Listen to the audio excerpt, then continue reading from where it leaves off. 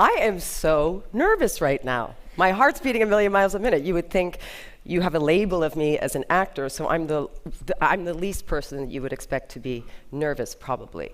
But that's what I'm here to talk to you about today, is the idea of labels. Labels we give ourselves and labels that we give other people. My questioning of this started when I was on my knees. I fell to my knees in agony, and I grabbed the black rosary beads that my mentor, Father Ray Jackson, had given me, and I started saying the Hail Mary over and over again. After several emergency room visits and a hospital stay, I found out that the pain was coming from a parasite that was eating me alive from the inside out. Through my months of recovery, I decided to read the hundreds of journals that I had beneath my bed that I'd been keeping since I was a kid. And instead of coming away with some definitive answer of who I was, I just came away with more questions. Who was that girl, the 13-year-old girl writing love poems in an old green beat-up notebook covered in hearts? And who was that 30-something-year-old that was still writing love poems in journals covered with hearts? About these people, partners in my life, these people that I thought were my soulmates. This made me question the idea of who was my partner, and what did that mean to me? And did I even have a partner? I mean, who is your partner? Think about that for a second, and your most likely response. Do you even have a partner? If not, do you want a partner? I can give you sort of an answer to this with some statistics, knowing that almost half of you in this room are in committed sexual relationships. So you probably imagine one particular man or woman as your partner. The other half of you, the singles, you might be thinking, well, I've been dating this person for a year and they haven't committed yet, so maybe I'm a big fat loser and I don't have a partner. Let's face it, in our current social construct, the label of partner usually means the person you're having sex with or the person that you are supposed to be having sex with. My questioning labels in that journey also began during a conversation with my son almost 2 years ago. We were hanging out in our house in Venice, California. That's him, Jackson. And he asked me this question. Mom, are you in love with anyone right now? I knew this was coming. I'd been anticipating and dreading it for months. I knew that my answer and his response would have an impact on our lives for a very long time. I was in love with a woman who was my best friend, who was like a godmother to my son. How and when would I tell him? I finally took a deep breath and said it.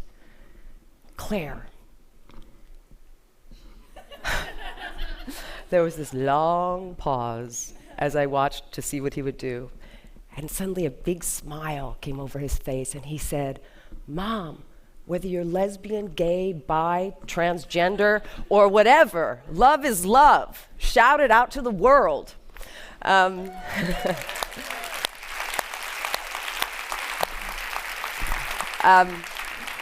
So that really, that simple phrase began my journey of questioning all of these labels, particularly the ones of sexuality, partnership, and love.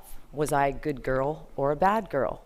I started asking these questions of myself, especially starting with the one, who is your partner? For so many years, I considered my partner the person I was having sex with. I would be obsessed with them completely and then completely connected to them and felt completely disconnected from them when we had broken up. And I thought, oh my God, now I don't have a partner.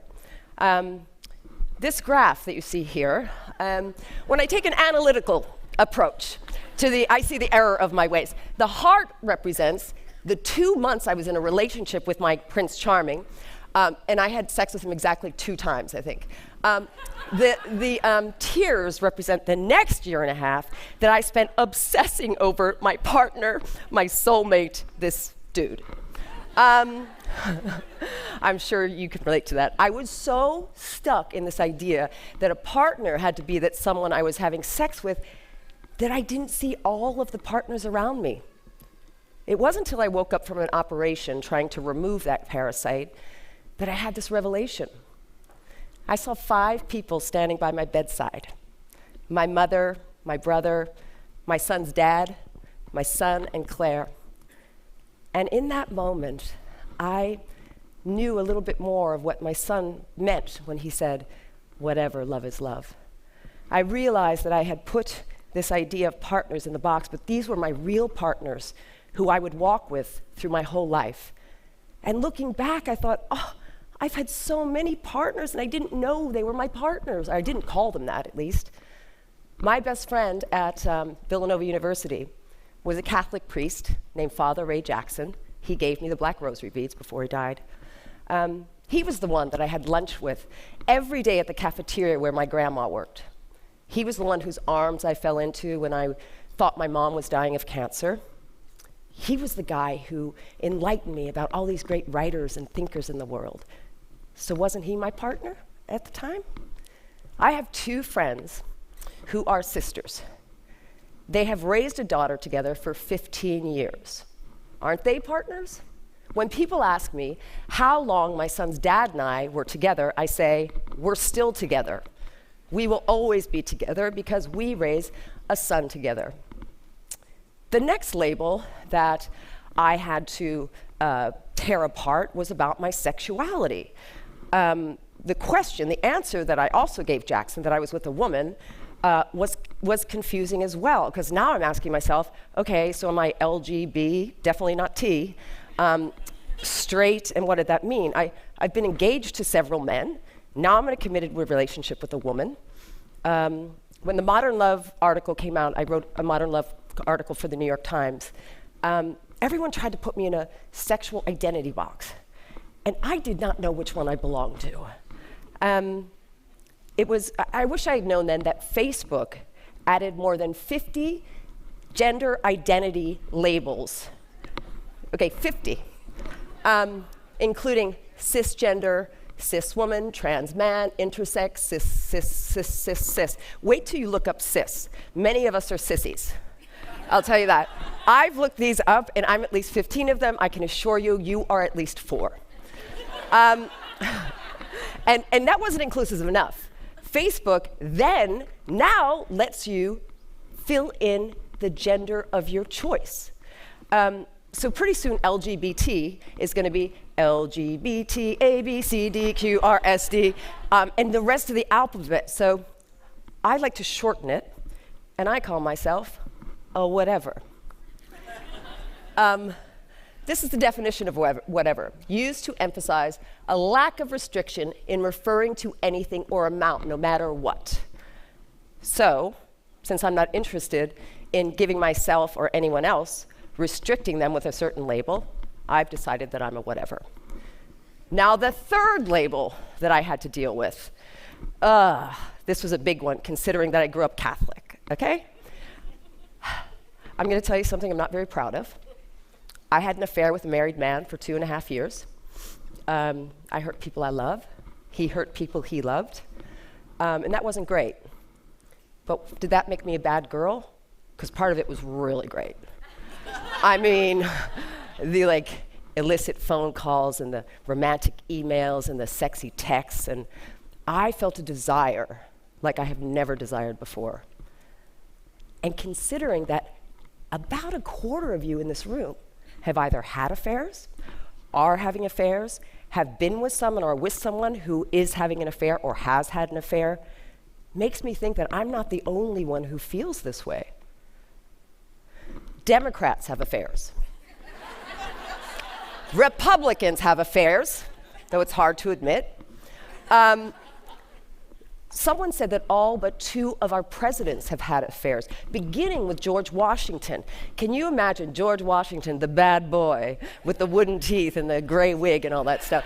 And it's not only limited to men. Women have affairs. Marie Curie, okay? Marie Curie, the Nobel Prize winner in chemistry and physics. She had a duel fought over her because she was having an affair with a married man.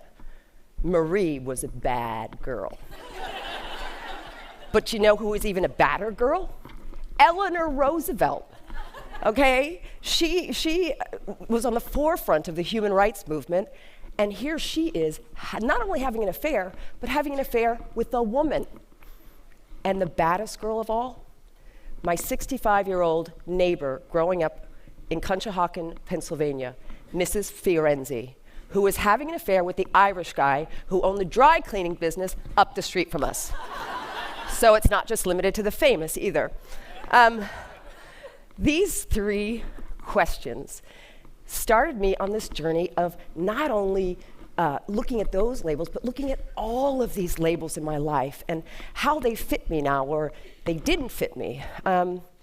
Was I still Catholic? Because I believe in marriage equality and a woman's right to choose. Can I take that label still? Was I a good enough mom? Because I spent so much time on film sets that I didn't bake cookies for my son every day after school. Was I Cinderella? Because I was looking for my Prince Charming my whole life. I love that photo. Junior prom. Get the red shoes with the red, yeah.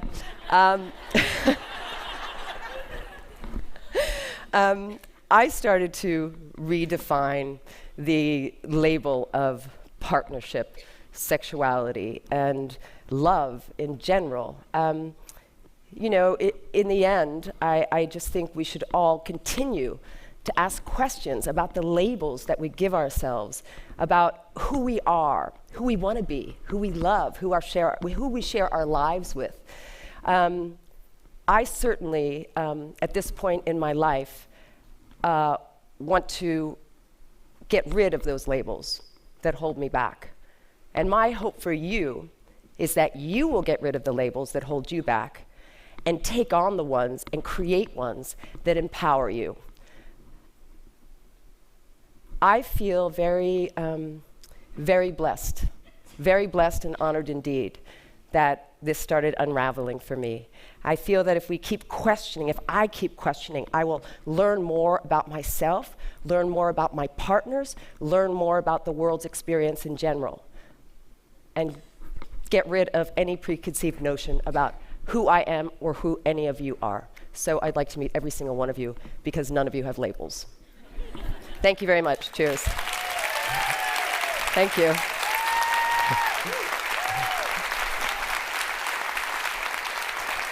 Hi. Hi. Hi. Wow, that was a beautiful talk. Thank and you. I want to know so much more later on, all the juicy details over drinks. But I had a couple of questions for you. It really brought up the labeling and then also the shaming that happens about people's personal lives and the relationships that they have, specifically when there are failures that I put in quotes in those relationships. And I was wondering, what advice do you have for young women and girls who are being slut-shamed in their schools and communities? That is a great question. I was just at my son's soccer game the other day in downtown LA, and I went into the women's room, and it was scrolled on the wall. Slut shaming is outdated. Amazing! On the wall Amazing. as I was peeing. That was right in front of me. So I think that the more that we talk about it, like we talk about labels now, the more that we will get away from defining ourselves and other women like that. Wonderful. And I think the other thing that I found really interesting about your talk too was that you talked about how this happens in all aspects of different people's lives. What do you think each of us can do to eliminate this stigma or release people from this sort of judgment? You know, for me at the end of the day, as I said, it's about empowering labels and what that means for you. And the only labels you should have are the ones you give yourself. You know, someone can stand here and say, oh, she's African American because you have dark skin.